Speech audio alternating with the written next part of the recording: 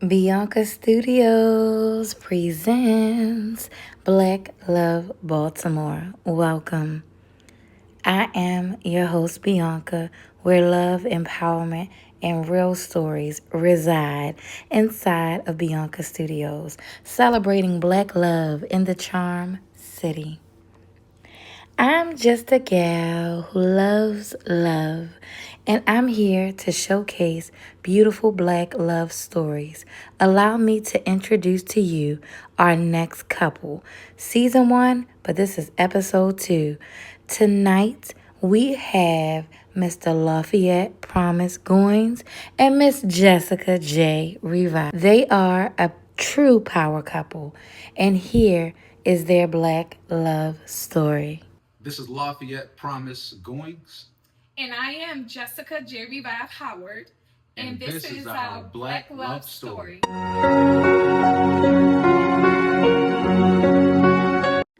Black love is so beautiful. It's so magical. It's unlike any other kind of love.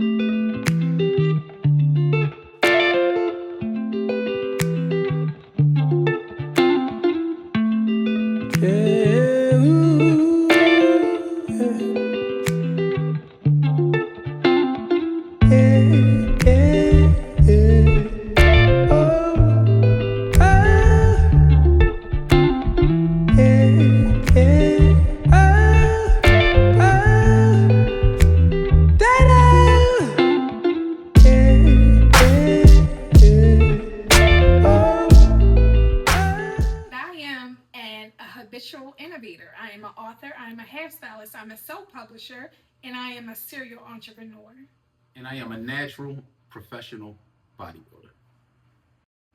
Mr. Lafayette, how did this beautiful Black love story begin? Well, our Black love story started off almost 30 years ago. 1997 is when we first connected with one another.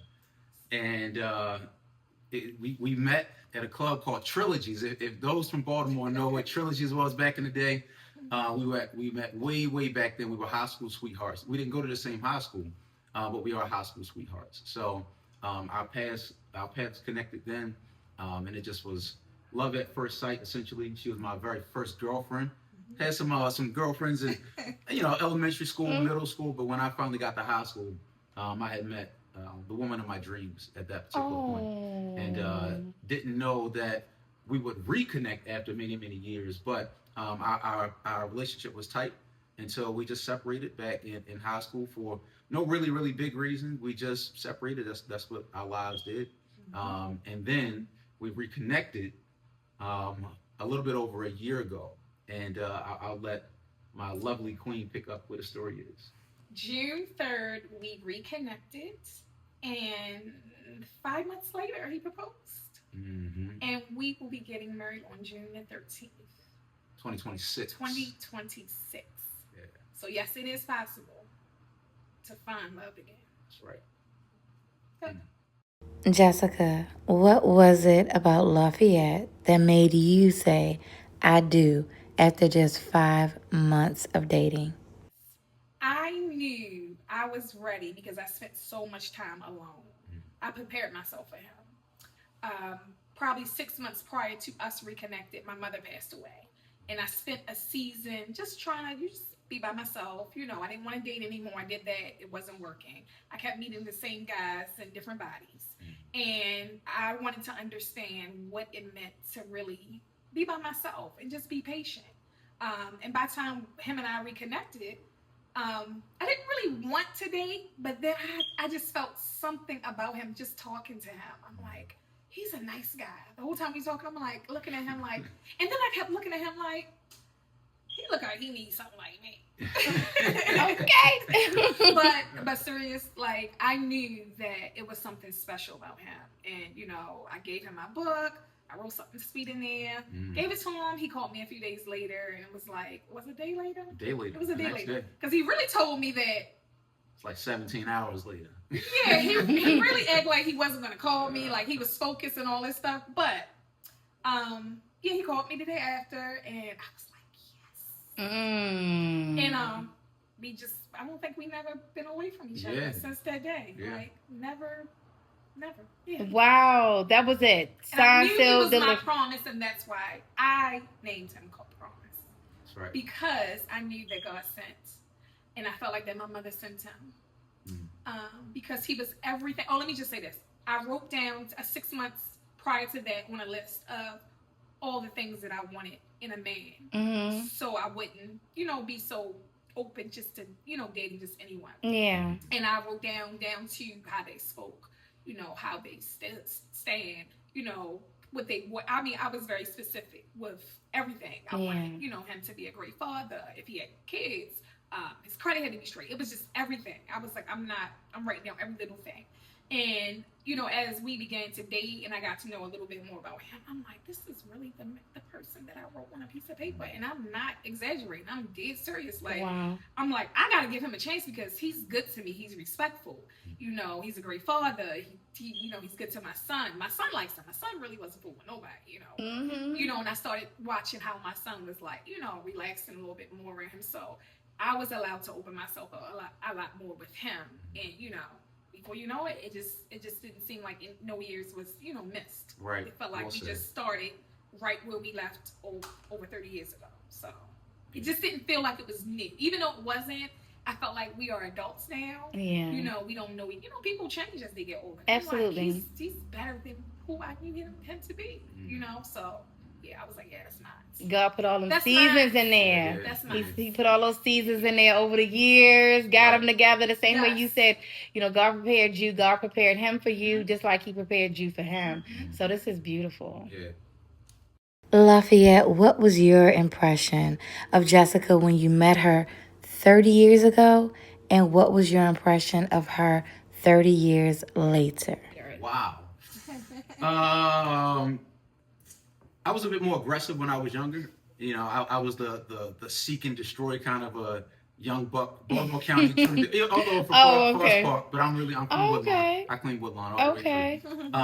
But I was a bit more like aggressive when it was coming down to just pursuing women. Okay. And I liked her standoff quality. She was a bit shy. She wouldn't talk much, and I thought that would be a healthy balance. So I was really, really attracted to her not being aggressive in terms of coming at me and trying to book me. And girls didn't even book dudes back in the day. It's different now. So I was, our flow just worked. And then I wouldn't say that she was on the other foot, but it's almost like the roles were reversed when we reconnected 30 years later, because I had been married for 12 years, was divorced, I had 2 kids, and I was not looking at all. So I was being used to being hit on and just turning it down left and right. So when we reconnected on a baseball field on June 3rd of 2025, where our sons were on the same baseball team, when I saw her, I was like, I see her, but that's Jessica. But I'm like, I'm not really, really interested right now. I'm not pursuing anything. So she was a little bit more aggressive towards me, and I needed that at that particular time because I'm like, I'm good. I'm really, really good. And it took me a minute to even, now it was a minute in terms of a conversation. Like I knew that I did the work on myself. I knew that I had went to the altar and prayed. I knew that I was looking. I knew that I was ready. I knew that my children were ready. So when God presented whoever she would be to me, I knew that I'd be ready for her. So she is truly an answered prayer. 30 years in the making, an answered prayer. So the woman that she was initially is the woman that I needed at that time.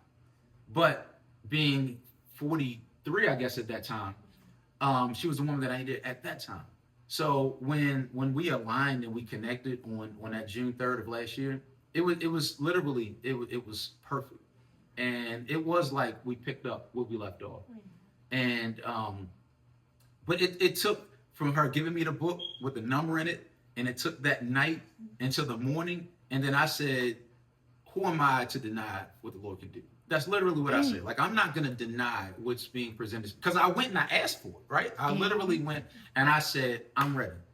Now, little did I know what happened like 8 days later, but it happened. So I'm like, no, it's not supposed to be this quick.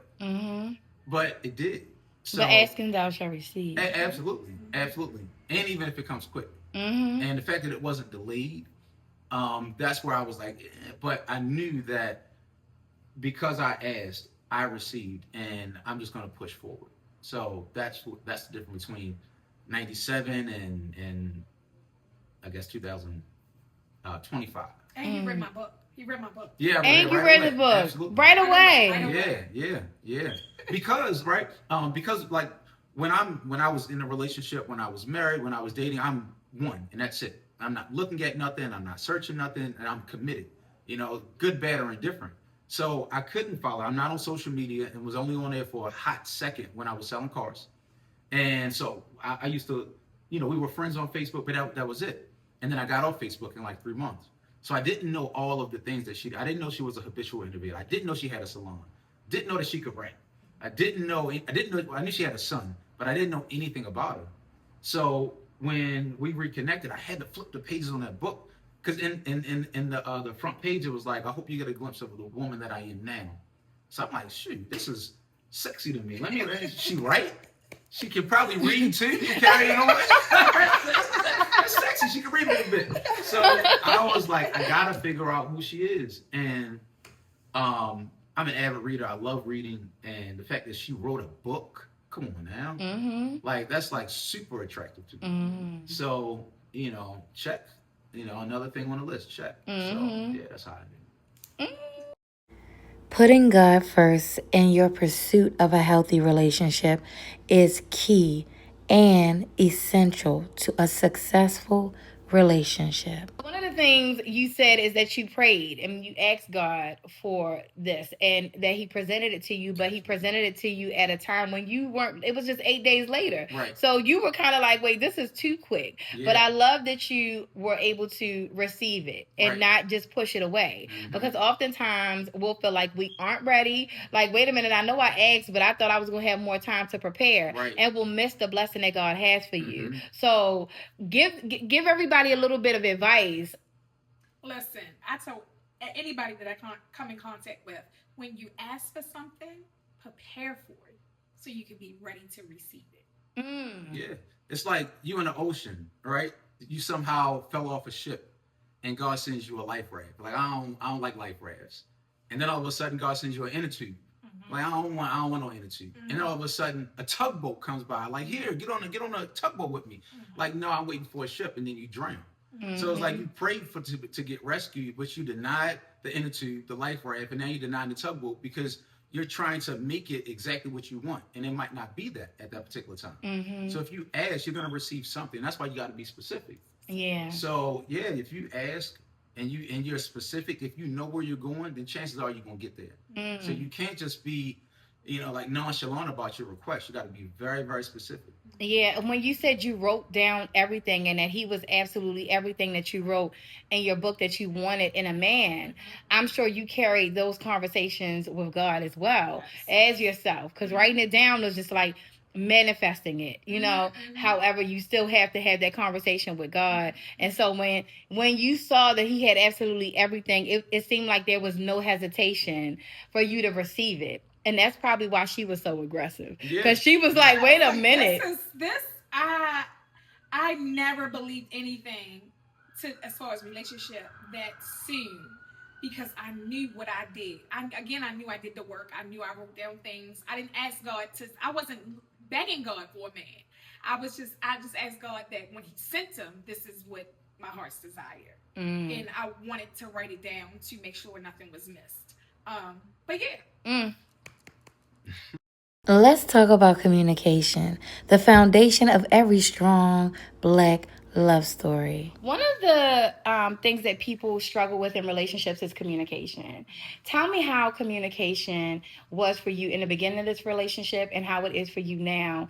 Has it changed? Has it been challenging? How have you overcome some of the obstacles if it was challenging? Yeah, so it has. It's been the same, but it's changed at the same time.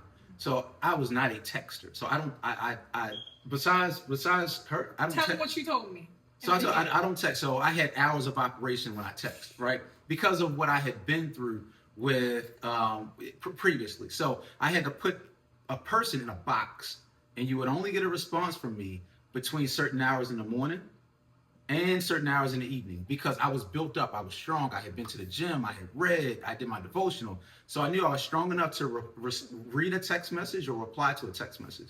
But then I had to go and build myself up again, and then I could interact with this person again. So I had cut all communication off for text messages. When I met my lovely Pearl here, I had to change that. So, and she asked it. And when she asked, I changed it. So it was more phone communication, but now we still talk all day long, every day, because now it's through text messaging. And that communication is extremely valuable because we stay connected. So when I'm at work, I do have my phone right next to me, but I'm working and I'm texting. I'm working and I'm texting. And it just keeps us connected.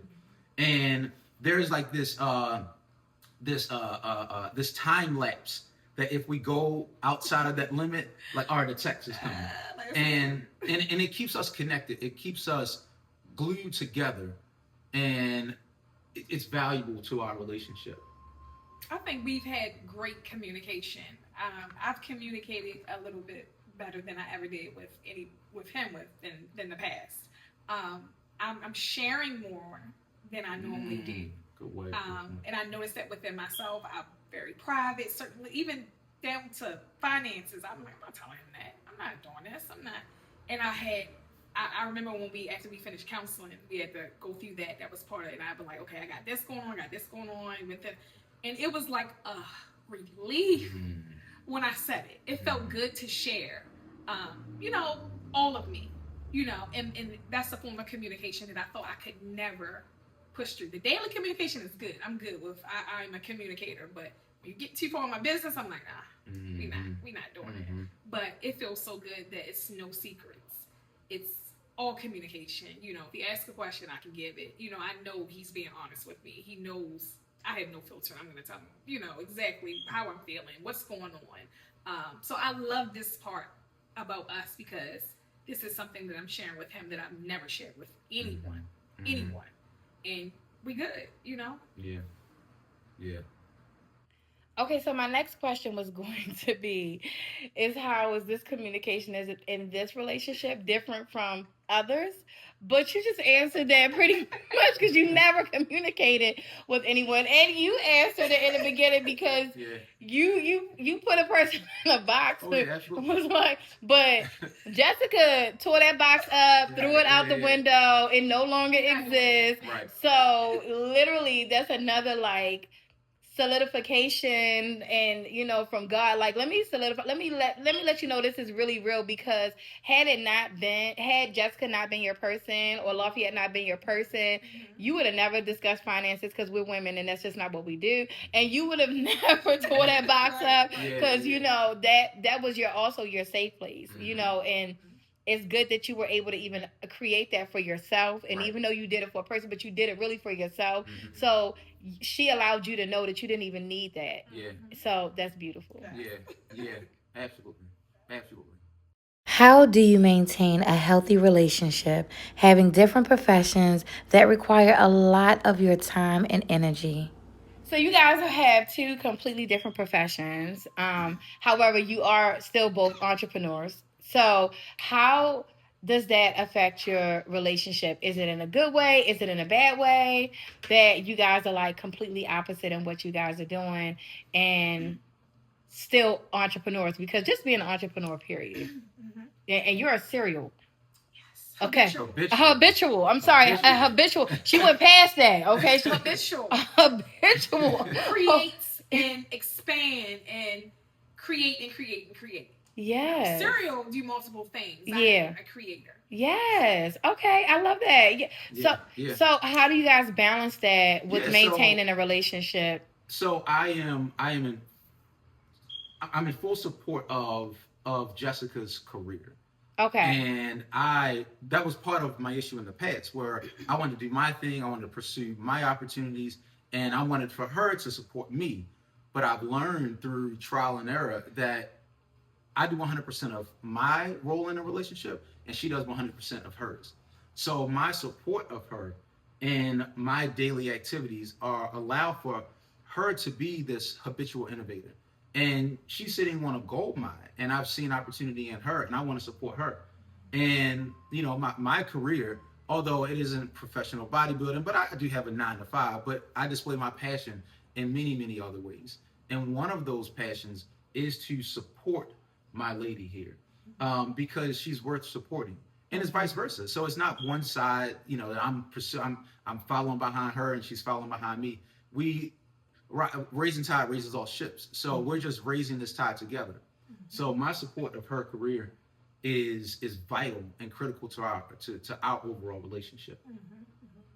I feel like I got lost in that question, but no, that was a perfect answer. I mean, that was a real answer, so that was really the perfect answer. And when I host events and, you know, with my books, he's there, he sets up, you know, we work together, you know, he's there, you know, if I need some stuff done in the salon, he's there. So it's no longer mine.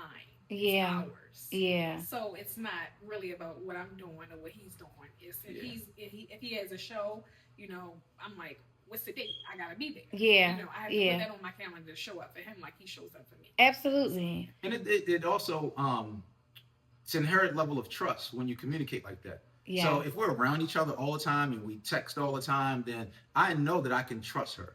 Right? And trust is everything in my world. So I just did this personality assessment, the DISC assessment.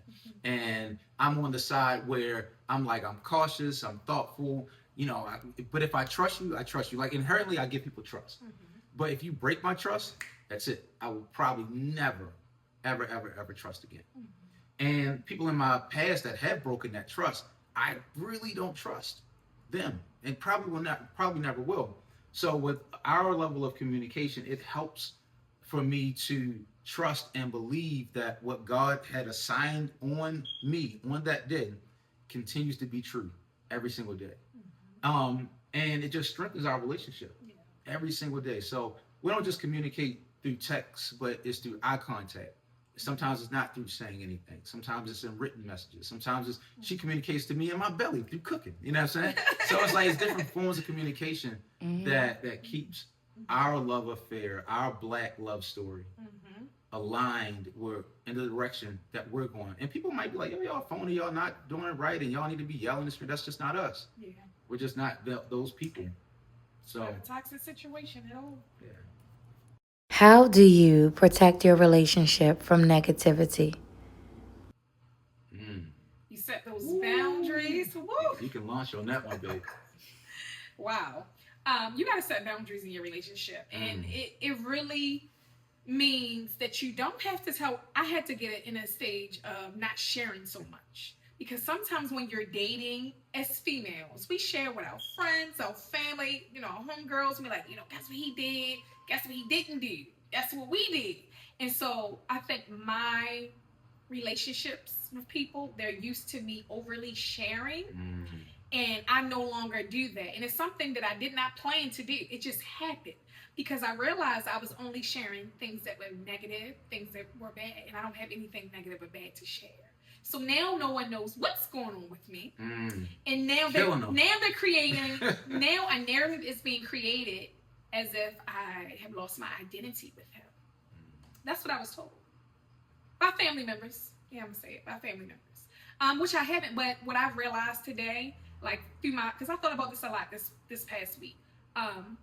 Losing your identity is not bad. It's not bad. He's made me better.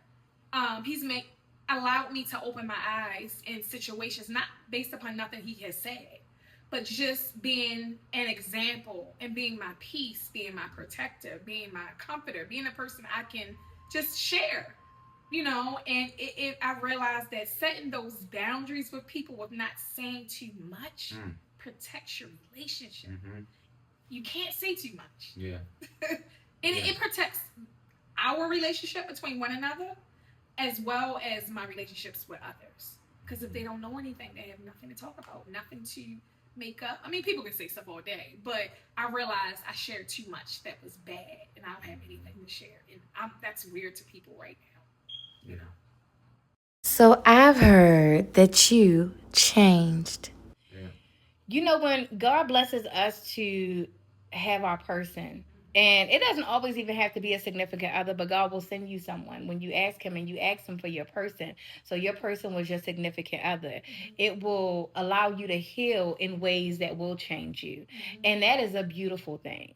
And people that are unhealed and people that are used to the unhealed version of you are upset that you are doing something that doesn't include them.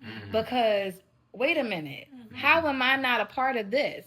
And because this is the healed version of you, and this is the peaceful version of you, the happy version of you, it is something that people aren't used to, because people love, and another thing I've realized is people love negativity. It be the closest ones to us, because the people that are the most miserable will be the closest to us. You genuinely have a beautiful spirit. You genuinely have a beautiful smile. Your presence just in the room without you speaking is speaking. And that's not, everybody doesn't have that, you know, or I'm not going to say everybody doesn't have that, but everybody hasn't healed in ways that is able to be illuminated in rooms, you know? And so when you have all of this happiness happen, like right now, it's no way anybody could be looking at what I'm looking at right now and say, oh my gosh, she is hiding something. Absolutely not. Because you're glowing. Like, so everybody isn't going to be excited about that, because that means that now that you're glowing, who am I going to be miserable with? Who am I going to be able to be sad with? Who am I going to be able to be like, girl, you know this mother, you know them conversations. Now, who am I going to be able to do that with? Because Jessica is way too nice, way too happy. She even talking softer. It's irritating me, because my spirit needs the negative Jessica, because spirits are huge. I just want to say, when it comes to like motivating us to do bad things, if you are allowing that negative spirit around you. So God has removed those negative spirits from around you just by placing another man that was sent by God with you, because with him came all of those healing spirits. It came all of those positive spirits, and all of those spirits are like, wait a minute, now we a team, because you already had some with you, but now y'all teamed up. So now other spirits aren't welcome in your space, and they upset about that, because they need this spirit to move away from you. So when somebody say you changed, I absolutely have changed. I changed because God has blessed me to be in a better space, and it's heartbreaking. And whew, it gave me chills when you said heartbreaking, because it's heartbreaking and it's earth shattering as it is to lose people that have been with you along this journey of life. In this moment when you are the happiest, because you are as much as easy as it was for you to be miserable with them, now you looking forward to being happy with them. Like, girl, let's celebrate together, because you see me at my worst. You seen me when I was going through it. You seen all the tears I shed. You seen when I was broken down and couldn't get out of bed. So girl, celebrate with me, or family member, celebrate with me, or home, celebrate with me. But instead, that negative spirit is still on their back. That evil spirit is still on their back, and that spirit is saying, you can't go celebrate with her because you still need me. I'm still with you. So I just did a show on spiritual warfare. Spiritual warfare is real. Absolutely. It's so unfortunate, but it's real, you know. So you both pray and you pray. And as long as you are praying and you continue to keep prayer, it is going to continue to keep those people away from you. So you don't even have to be wondering like, well, why is it just not going to work? Because God ain't going to allow that to happen. He has already cleansed your space. He done created for you a bubble of peace and prosperity. So, boundaries. So boundary is the word. So it's literally a circle. It's a great book called Boundaries. So they got boundaries, just regular boundaries for kids, boundaries for parents. It's a great series called Boundaries. And that's a plug even, a book called Boundaries. But boundary, literally, somebody's going to pull you into their pain, or you're going to pull them into your peace. So boundary in itself is a requirement of one or the other. You can't stay neutral in that relationship. So we've decided to pull people into our peace.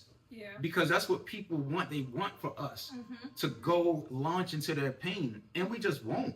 We refuse, and that is the boundary that we've set up for ourselves. And our peace is more important than their pain. And we will never. We've been through too much. We've been through too much pain. We've sacrificed for too many years, and we will not be tricked again, ever again, to be pulled into somebody's pain. So people are either creating a palace of peace or a prison of defeat, period. So we have our palace of peace, and it is peaceful over here. And we can get with it if we need to, but it's peaceful. And we know what pain is, and we will not go back to that that pain, and nobody can take us there. We've experienced too much good, and we know so. It's almost like when you first get money, you be like, oh, I don't want we broke no more. Like, so let me, and then all of a sudden you mess up with some money one month, like, yo, let me get back to this side where I'm making this paper, and you realize, like, all right, I'm gonna do whatever I gotta do to keep making money. Same thing with your peace. You got too much to lose. Yeah. Oh. They have too much to lose. That's why I post the positive things on Facebook. I told God that if I don't post, I don't want to do all the stuff that people do on there. It has to be positive. Even if I get 0 likes, 1 like, I have to be positive. I have to come from a peaceful place because somebody sees you, you know? And that's what I use the platform for. I bet you right now, if we flipped the script and we started talking about them people that did something to us, we would get so many more views on this. If we literally, like, whoever watched it right now, if we started dropping their names, we will probably get whatever K, right? Or X, let me say X, right? We'd get X amount. We'd get 3X, 5X, 10X if we decided to flip it. Drama. People love drama. And that definitely will. Oh my gosh, let me tell them they said this. Let me share it to this person. Right. Let me share it to that. Yeah. But because it's so peaceful and it's so positive, they like, oh yeah, I'm not telling nobody about this. Yeah. Because I don't have, like you said, there's nothing to tell. There's nothing to tell. The integrity that I carry with myself. Well. I would never do what people do to me. I can't. Yeah. It would hurt them more than what I hurt. How they made me hurt. It would literally kill them. Yeah. If I did what they did. I can handle it. I'm built for it. Yeah. I'm built for it because it happens. I have a moment, but I get up and keep moving. They'll have a moment and stay there. So I realize it's not even worth it. It's okay. Yeah, they want to smother this. It's just like if you got a fireplace in your house and you put firewood, logs, and stuff like that, and you try to smother it, you can't really just smother it, right? With just water, because you're still going to have them embers in there. But you got to literally smother it. But if you don't smother it right, it can ignite all again. And that's the negativity. So people just look for that one little amber that's still in the middle, or that charcoal in the middle, and they want that negative. But they're trying to smother the positive stuff. They really don't want us to make it to the altar. They don't. Like, constantly, every single day. They don't want us to make it. We don't talk to nobody, see nobody. But I'm like, huh? But you know what I always say? The reward is always better than the pain. So that's why I go like this. Because God gonna bless me for it all. Like, he blessed me with him. This was my reward when my mother passed. And I grieved. I literally thought I was going to die. That I was going to cry myself and I wasn't gonna wake up. And I was ready for it. I was like, I can't feel that. I literally can't stop crying. And if I'm making myself sick, Lord, just take me out. And I was okay with that. You know, but then, you know, after a few months, you know, I got myself together and I was like, okay, those tears and that heartache was so worth it to the woman that I am today. It was so worth it. And I don't want to go through it again, but I understand it better. I understand. You got to trust the process. And understand that your pain has purpose. Yeah. What is the funniest habit that Lafayette has? Habit. He walks around. Is that a habit? He walks around with his little book all day long. Every day. If he doesn't have his book, he's freaking out. Okay? Yeah. And in this book, he budgets every day. Like, he didn't just budget yesterday, the day before that. Nothing's changed. He just walks around with his book. So, habit, yeah, but it's a great habit. But it's funny, Keith, because I'm like, leave the book in the house. You don't have to carry the book. Wait, when y'all leave out? Even when y'all leave out? Oh, yes. He probably got it with him right now. It's in the car. It's in the car. Get. Yeah. Oh, yeah, that's serious. That's a big habit. Yeah, so that's one thing that comes to my mind. Like, I was so impressed when I first noticed it. I'm like, you got to be organized, right? You know. But he keeps me organized with this habit. But, yeah, that book. Like, girl, when you said them finances, he said, I'm going to get an extra book. And it's not a book that's already created to what he want to put in there. He, you know, draws the lines like with a ruler or something. It's like straight lines. Get out. He put the lines down, the lines across, dated. You can just buy a book like that. I actually created an expense book for him because he inspired me to do that, and I published it. Wow. He don't want to use the book I created. He still wants to draw his lines. Yeah. And it's a budgeting tracker. And it says that's definitely a habit promise then. Yeah. Tracking, budgeting tracking book. Yeah. Literally, it is and it's on Amazon. It's my everything book. It's my everything He book. wants If you to got start. if you got your hands on that book, you know a whole lot about me.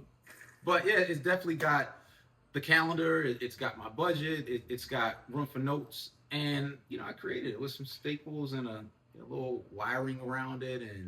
But yeah, it's my book. That's deep. Which one of you are more likely to start an argument? Well, we don't really argue, but it'll probably be myself. I'll hold myself accountable because he's not argumentative. He doesn't even raise his voice. I naturally talk loud. Yeah, but I don't think it'll be an argument between us. Yeah. If it's a broad stroke of an argument, yeah, definitely. Yeah, but I don't think we're gonna argue. I really don't. Yeah. And if you did have a broad stroke of an argument, who would be the one? I know the answer to this. Can't even answer this because who would be the one to be the voice of reason? Oh yeah. I think I would be. Definitely. Yeah. Definitely. I already did. Yeah. And he's so humble about it. He was like, I think I would be. Like it's you know, I think there are major offenses that are unforgivable, right? And then there are minor infractions. Like, all right, come on, let's let that pass. And you know, you can always ask for forgiveness, say I'm sorry, and that's why you communicate so often.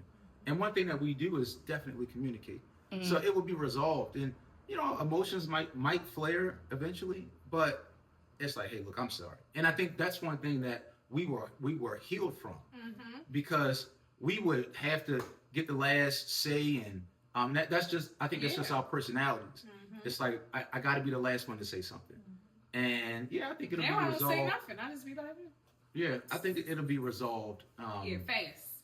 Yeah, it's like it's all good. Like, yeah. Who is the voice of reason in this relationship? Here's the reason why I can be the voice of reason. Because I finally have understood, or I finally understand might be the best way to say it, what the true feminine essence is. I understand it. Mm-hmm. And prior to, I understand and I don't understand what the feminine essence is. And that's a reality for a masculine man. Because me as a masculine man, I'm like, why is she acting like that? And I'm trying to understand why she's acting like that. Mm-hmm. Like, why is she upset now and then not upset now? And then she's happy then and then she's just a little bit happy. So the fact that I understand that she goes through these ebbs and flows every single day, multiple times a day. And one thing that makes her happy at 7 a.m. is something totally different at 7:31 a.m. I fully understand that. So my level of maturity came to understand that I understand that the feminine is raw. It's raw. It's ever changing. It's not consistent.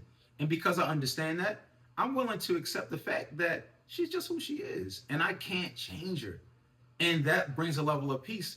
So that's why I'm like, voice of reason. Like, I'm with you in your pain. I'm with you in your joy. I'm with you in your sadness. I'm with you no matter what. And I just have to ride the wave. And if I can ride the wave of that emotion right now and not ask her, what's wrong with you? That's one of the worst things that a man could do. One of the worst things that anybody could, like, what's wrong with you? What's going on? Just ride it. And I've decided to ride the wave that she's on emotionally. And I'm not trying to fix. And that was an issue. I used to try to fix. Like, all right, I see a problem, I fix it. Right? And I'm still a fixer in life in general. But I realize that I can't fix her. She's not broke. There's nothing wrong with her. She doesn't need to change. My job is to understand what makes her feel loved. And in that moment, me questioning her or me trying to fix it might not make her feel loved. Now, there might be times that I need to come in and play rescue.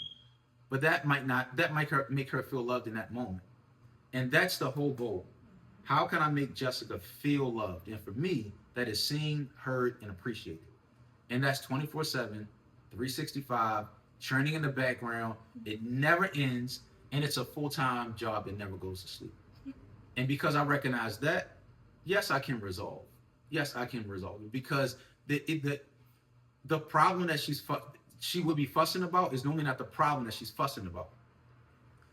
That's the reality of it. So if I don't clean the garage out, and then I don't mop the floor, and I don't clean the dishes, and all of a sudden she's fussing about the screen door being open. It's not about the screen door being open. It's about the garage. It's about everything else. So what she's arguing about is not what she's arguing about. So I had to understand that, and that's why I can be the voice of reason. Like men that are watching this, that are probably like, it's no way he's telling the truth. That is really the truth about us women. It is. You really have learned. Like, I'm like, wow. Like, that's why I be like, yeah. So, and it's good that you know that. So a woman is an ocean, and an ocean has a shoreline around it, but at every point in that ocean is water going on it. So women are going in all these directions at once. A man is only going from A to B. He can't go to D. He is like A to B. And if we got to go to C, we like, damn, like where we got to go to next? We got to go to C. All right, let me strategize, let me plan.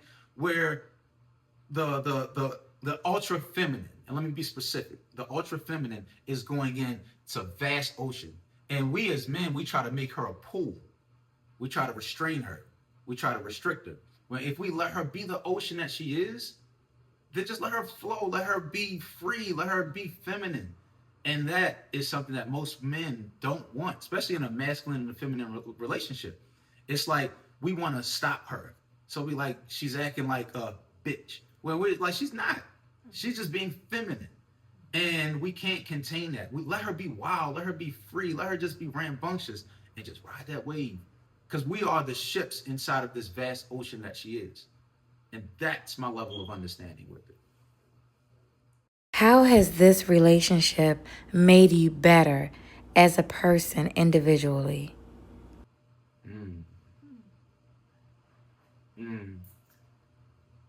For me, I know I've changed. I feel different with him. I'm calmer. I'm more patient.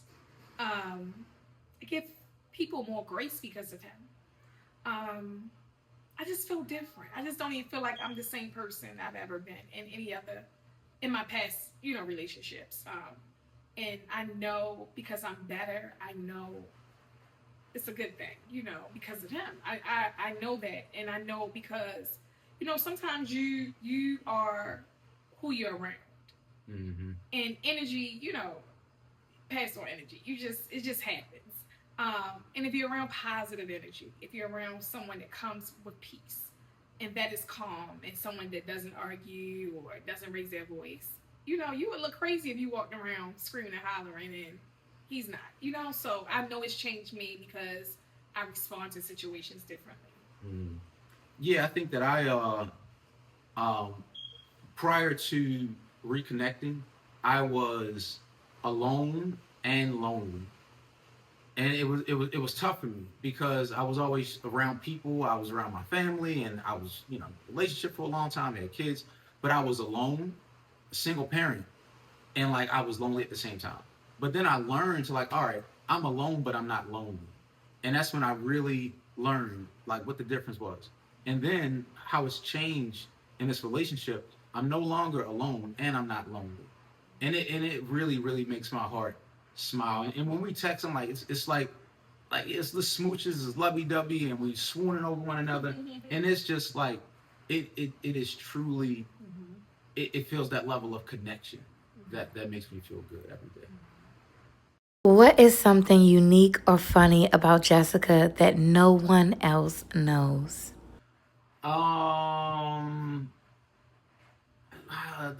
She shares a lot of herself with the world. I think that, so maybe, I don't know, that might be hard.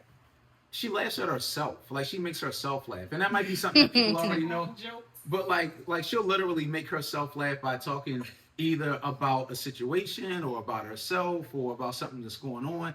And it's quirky, but it's funny because it is genuinely funny. So when she talks about it, she's laughing at herself, but then she's also laughing because it's funny. And it's a cute little I make jokes all the time. Yeah, all the time. Yep. What is something unique or funny about Lafayette that no one else knows?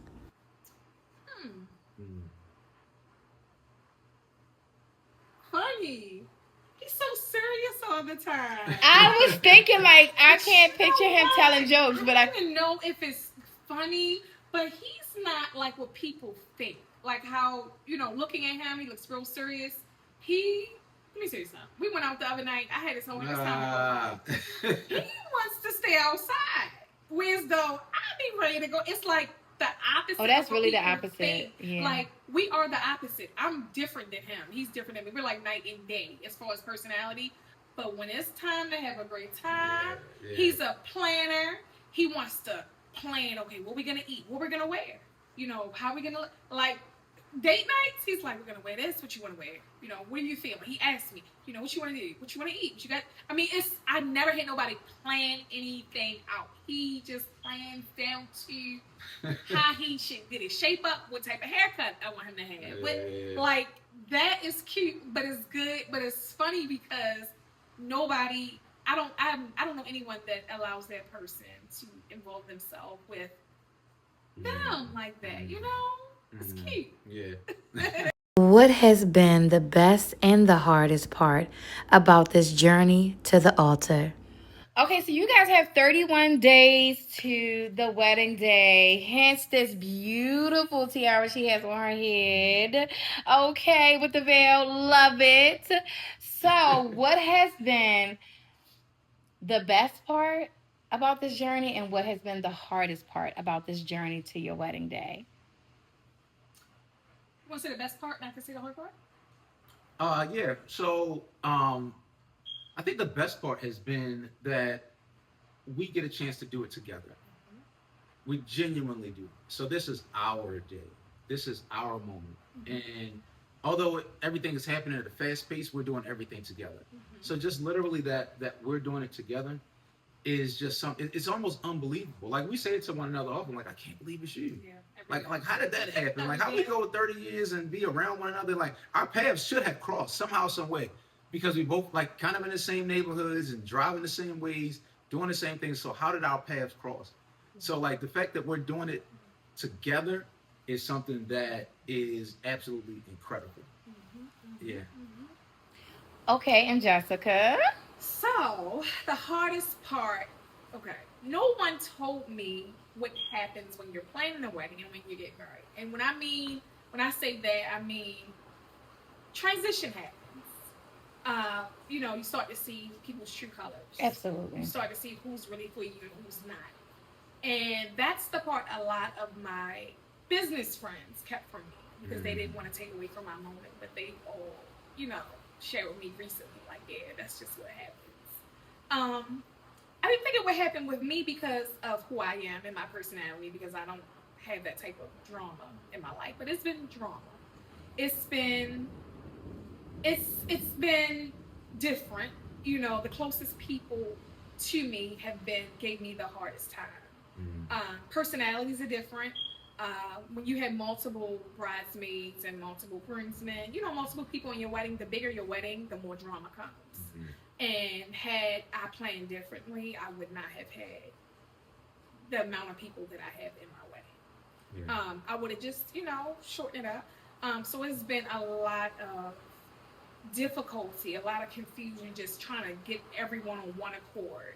And you just start to see things that you just never thought you could see. And planning my wedding has been easy with him and I, but it's been hard with facing the truth of who really cares about me and who really is for me. And that's when my feelings got hurt, because I really started to see people for who they really are. And that's an awful feeling. Because you do think that people are going to be happy for you when you reach this moment. When everybody was there for me when I had the drama, when I had the guys that cheated on me and all that stuff. Everybody was there then and happy and rooting. Now I have someone that brings me peace and goes beyond for me. It's like, oh wow, they're living in a fairy tale world, or and I don't feel like the people close to me have really been for me. At least the majority. I'm not gonna say nobody, but the majority of the people that are closest to me have not been supportive. But those are the people that would have probably pulled up with you to go and fight somebody. Yes. Or bust a yes. window. Yes. Those are those people, yes. So That is the real unfortunate, heartbreaking part. But again, when you pray and you ask God for things, you got to be prepared for what He is going to give you, because He's giving you something, but He's also going to take away what is not necessary. What was blocking your blessing, what was keeping you from having your peace, what was keeping you from having a good man like that. You wouldn't even be able to receive him properly if you still had all that negativity in your ears. So I definitely understand, you know. Yeah. The change many people noticed in this king and queen was necessary. It has allowed them to elevate and to glow together. Okay, this question is for both of you, but I'm going to ask it separately. So, and I'll ask you first, Lafayette. Yeah. You have a black woman that is phenomenal next to you, and black women are often portrayed as hard to deal with, hard to talk to, hard to tolerate. We have heard that we have attitude problems and things of that sort.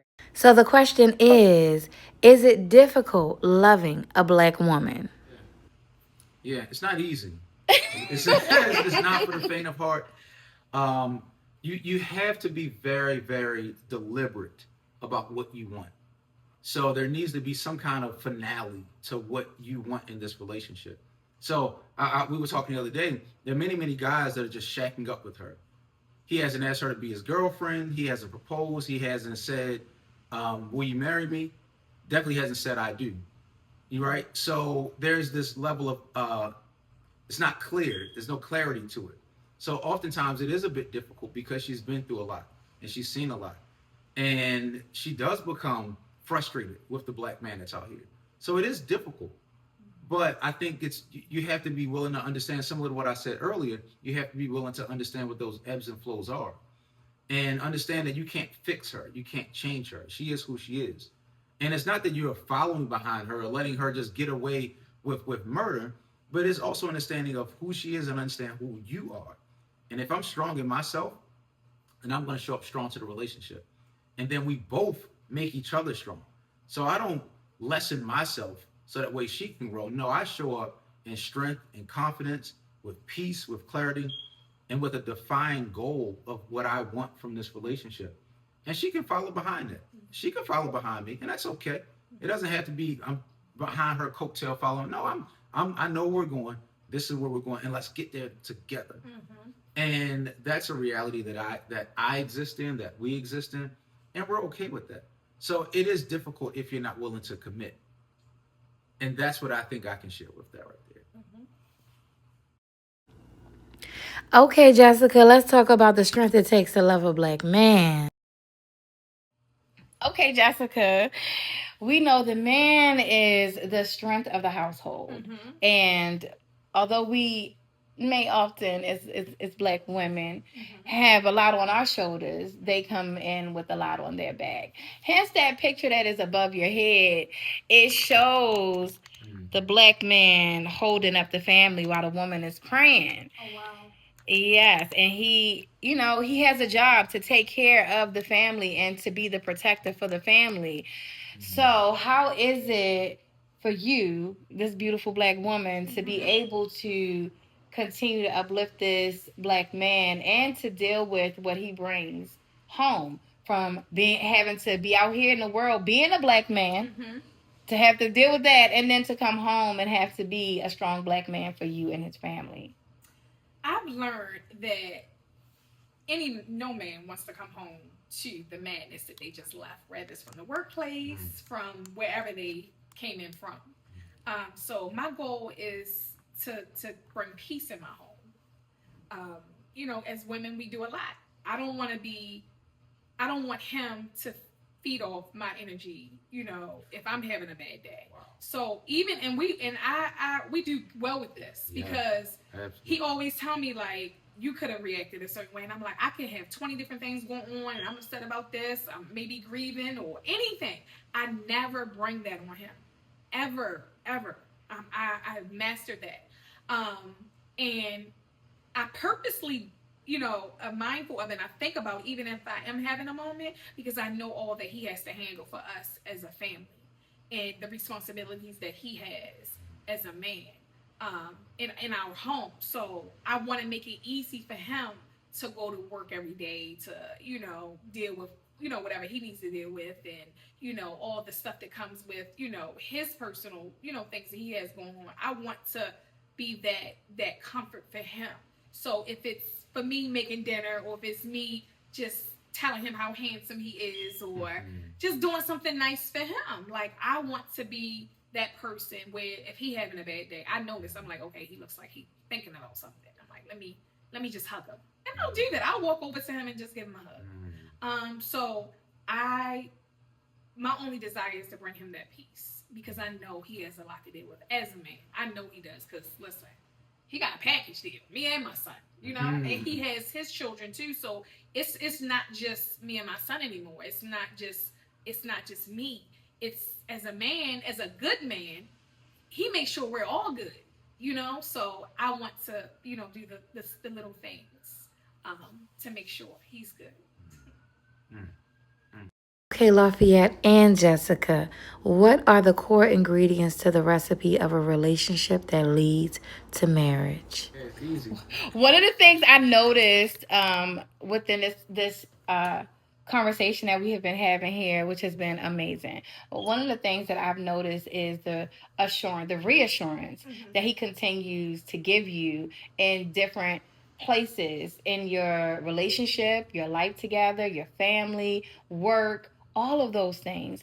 And those are core ingredients into the recipe of a relationship that is leading to marriage, because those are core values that you have to have inside of a marriage in order to maintain it. And I'm already praying y'all to the altar, and I'm praying you past the altar, and even beyond that. But I would like for you guys to share some core ingredients that are necessary for a Black woman and a Black man to have in a relationship in order to maintain it and to get to where you guys are. Communicate. Yeah. Communicate. No secrets. Allow yourself to be vulnerable. It's like, if you want to spend the rest of your life with someone, you both made that commitment, that decision. Know that it's okay to be who you really are.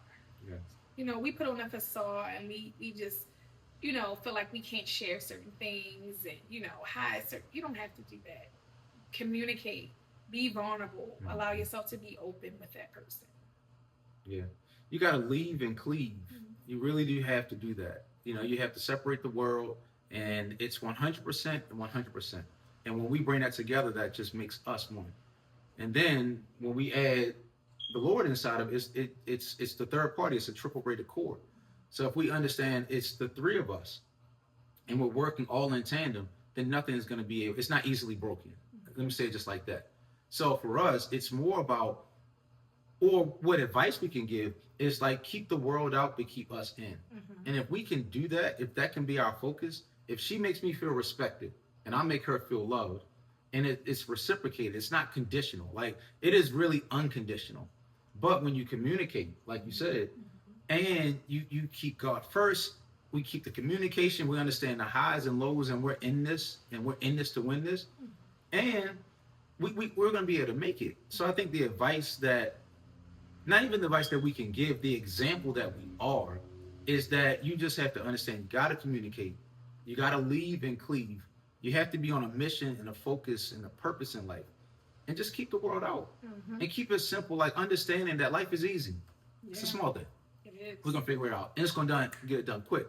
And it's like, so one of the things she said earlier was like because I'm a fixer, I want to get in there and fix it. If Jessica, like, she somehow, some way, she's figured out, she changes her attitude when if I come in a house or we get together, and I pick up on that energy, and I can get into that. Like, I want to stay positive, I want to stay optimistic. But if we need to shift it and we need to get more focused, then we can do that. So it's understanding the ebbs and the flows. So it ebbs and it flows. If you ride that together, then you become this triple braided cord that's not easily broken. Yeah. What is your biggest fear, along with what is your biggest excitement for your big day? I'll do the excitement, since Yeah, yeah. The most exciting part is changing my last name. Period. But seriously, just walking in the aisle, like the exciting part is like we've been planning together, but he doesn't really know every little thing.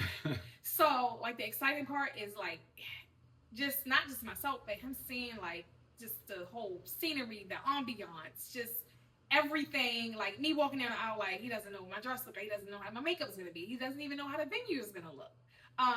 He knows where it's gonna be, but as far as the details and no, I get it. Yeah, so I know he's gonna be pleased with that part. Yes. Like I want him to be surprised, like the guest is gonna be surprised. Oh, so, that is beautiful. But yeah, walking in the aisle, I told him I want his nose to bleed. Just crying. So hard. Black Love is gonna be in the building. I'm gonna try to zoom in on that part.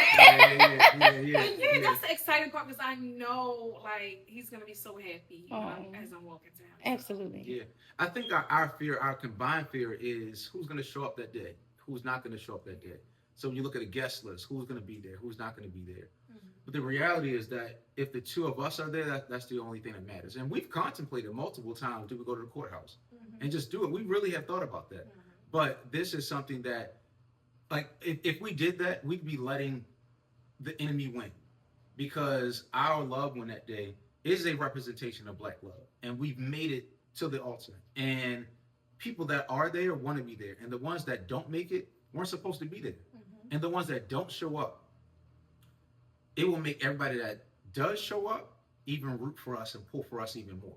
Because there'll be some people that will not be there, some significant people, and they know who they are. And it will be very, very interesting to see who actually shows up that day. So I think that is it's a healthy fear, and what is fear? False evidence appearing real. So it's like if that day, if that fear really happens, it's false. It's not really real. It just appears that it's real. So we're willing to push beyond the pain and get outside of our comfort zone and show up that day, no matter who shows up. Yeah. Come if you want to come. Don't come if you don't want to come. It's all good because the two of us are there. Still getting married. Yeah, real talk. So now the question is, if the two of you were on the show Survivor, who would survive? Now, statistics is saying that Jessica is strategic, both social and connected, calm under pressure, builds strong alliances, adaptable and resilient, versus Lafayette's physical strength, problem solver, leader, and protector. He's focused and determined, thrives in challenges. The most beautiful part in this story is that these two come together and become one, which means that her strengths are now his, and his are now hers, and together they win. But let's still ask them the question and see what they say. Her. Why you say me? Swiss Army knife. That's a Swiss Army knife right there. Yeah, dynamic personality, can get down with the good, the bad, the ugly, and is willing to be resilient, which is a huge word this year. Resilient is a huge word. So yeah, my vote would be for you. That means he's definitely like, you gonna eat the worms, babe. You gonna do everything. I can tell. I'm going to jail for you. I'll take a charge. Yeah. Okay. What does Black love mean to you?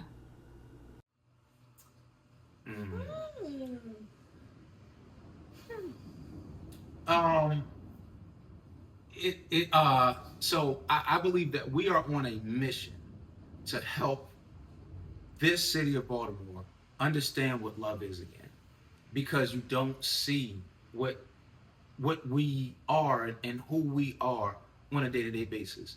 Now, I don't even know what the statistics of it are, but you don't see this in a household growing up oftentimes. You hear about it or you see it on TV, and it's not something that's emulated. It's not something that's even desired. It's something that's criticized. So I feel like Black love for us is something that we can help people to see that it exists. It is available to you if you want it. You got to do the work.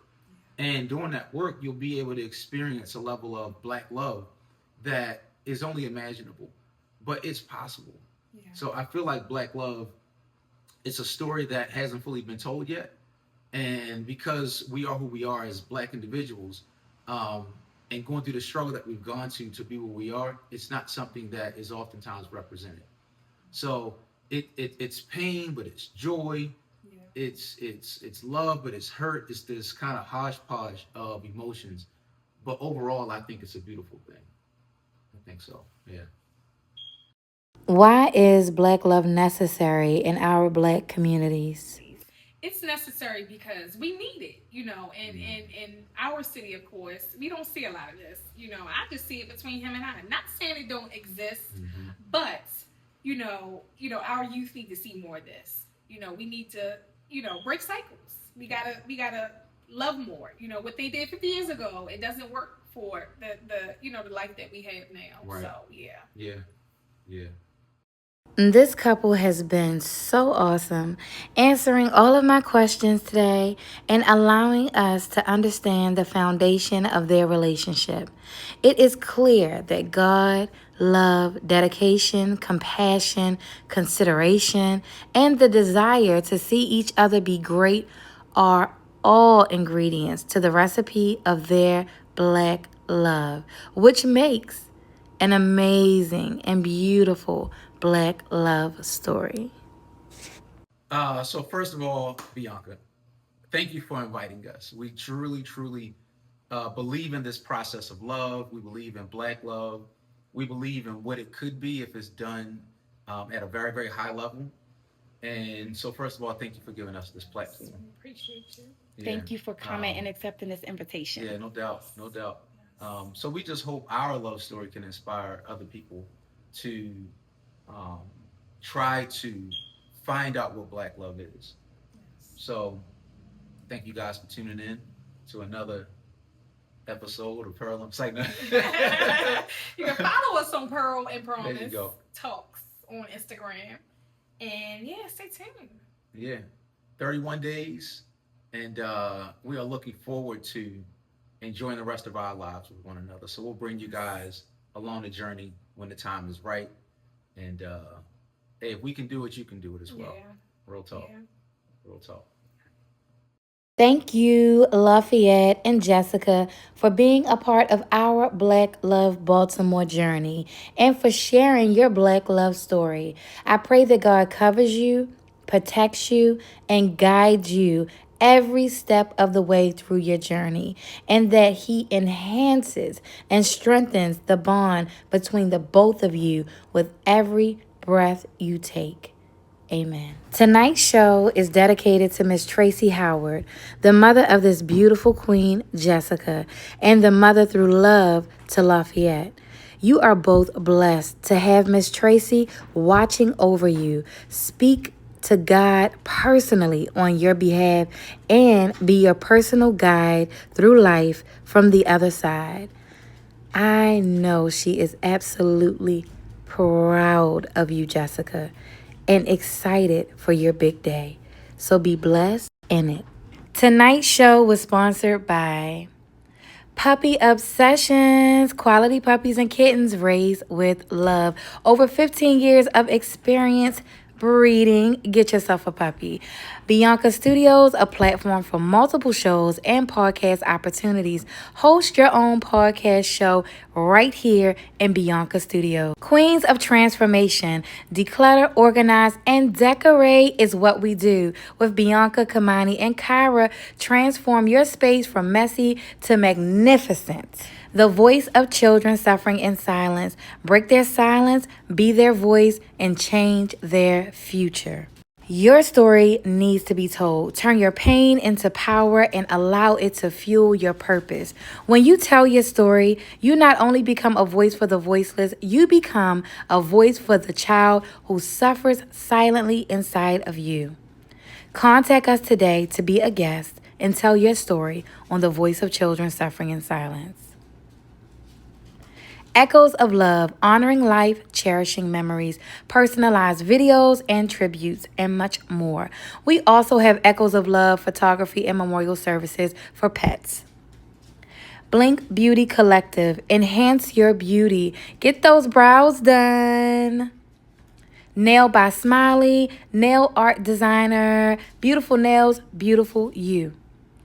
Butter the hairstylist, Butter Styles, where style meets confidence. Her hidden collection, versatile styles.